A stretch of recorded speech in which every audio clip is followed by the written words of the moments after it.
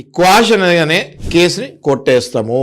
For example, మీ మీద, మీ ఇంటి పక్కన వాళ్ళో, మీ ఇంటి వెనకాల వాళ్ళో మీ మీద రివెంజ్ తీసుకుంటానికి కారణం లేకుండా, రీజన్ లేకుండా పోలీసు వాళ్ళని ఒకవేళ ఇన్ఫ్లుయెన్స్ చేసి చిన్న విషయాన్ని కూడా పెద్దగా లాగి మీ మీద కనుక పోలీస్ స్టేషన్ లో ఎఫ్ఐఆర్ వేస్తే అలాంటి ఎఫ్ఐఆర్లకి మీరు భయపడక్కర్లేదు. మ్యారేజ్ అయిపోయిన తర్వాత అవగాహన అబ్బాయిల కంటే అమ్మాయిలకి ఎక్కువ ఉంది చట్టం పట్ల. నా సెక్షన్స్ ఏమున్నాయి, నాకు ఏమేమి హక్కులు ఉన్నాయి, నో యువర్ రైట్స్ అన్నది అమ్మాయిలకి ఎక్కువ తెలుసు అబ్బాయిల కంటే. సో 498A అన్నది ఒక బ్రహ్మాస్త్రం అండి అమ్మాయిలకి. డొమెస్టిక్ వైలెన్స్ కానీ 498A కానీ ఇవన్నీ బ్రహ్మాస్త్రాలు. ఓకే, ఈ బ్రహ్మాస్త్రాలు ఎవరి మీద వాడాలి?